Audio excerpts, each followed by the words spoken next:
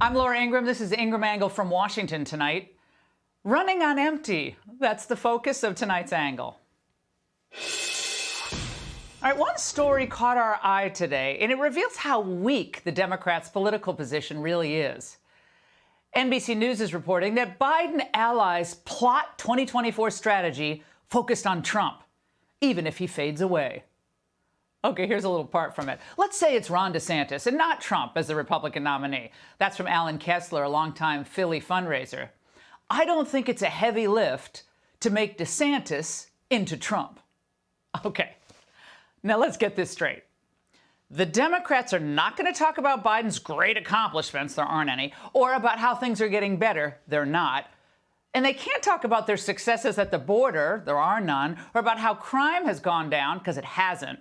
So instead, they're going to talk about how democracy is at risk, fascists around every corner, January 6th, and Charlottesville. Oh, and of course, Trump's Truth Social post about reversing the 2020 election. Now, of course, Trump is adamant that he never said and doesn't believe that the Constitution should be suspended or terminated. Well, his posting this is not wise and unnecessary. It gave some fodder to his political enemies in both parties. But if you really want to know what Trump thinks about the Constitution, look at the judges he's put on the federal bench. They're jurists who bring an originalist judicial philosophy to their cases. So what Republicans should take from all this is how empty the Democrats' 2024 basket really is. What do they have to run on? Well, courtesy of Bidenflation, real wages are down, household wealth is down, sky-high food and energy costs are dragging everything down. The recession's right around the corner, or it's already here. And the war in Ukraine, well, that's a drain on our taxpayers, and it's not going well. Oh, and Biden remains personally very unpopular. That's the checklist, by the way. So on and on and on. This is bad news for them. So what next? They can't run on any of that. Nevertheless, Dr. Jill is reportedly feeling like her husband has the wind at his back for 2024. Who cares if he's so frail it's going to blow him over the wind? Well, sure, Joe may be 83 right after Election Day, but as long as the media keeps protecting him, why wouldn't he run again? Oh, it's a tough spot, isn't it, for the Democrats? The smart ones among them know they're in a box. Joe Biden just turned 80 years old. And there's many Democrats who think he should not run for a second term, that a new generation would be better equipped to combat a Donald Trump as the Republican nominee, a Ron DeSantis as the Republican nominee. And most voters, they don't want Joe to run. They think he's too old or doesn't have the energy.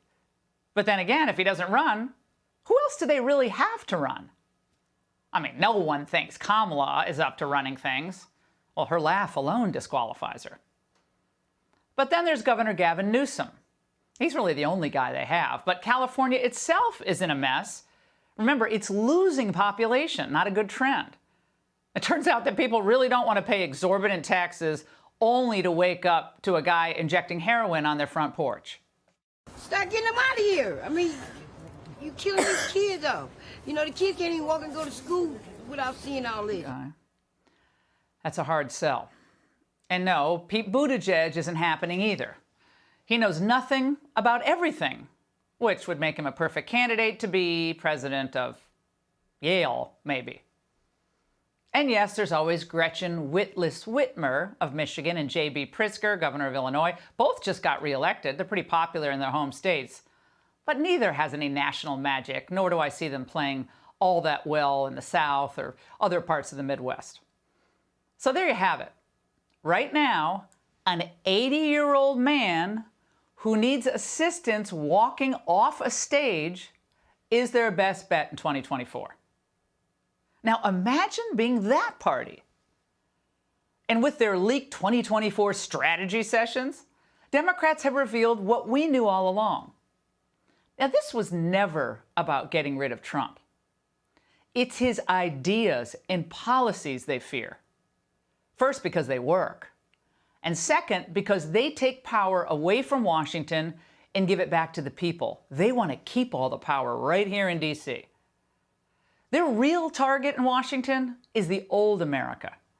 They want that dismantled by turning our schools into factories for racial and sexual propaganda, by attacking the primacy of the nuclear family on multiple fronts, and by remaking the country with millions upon millions of new illegal immigrants that they welcome in.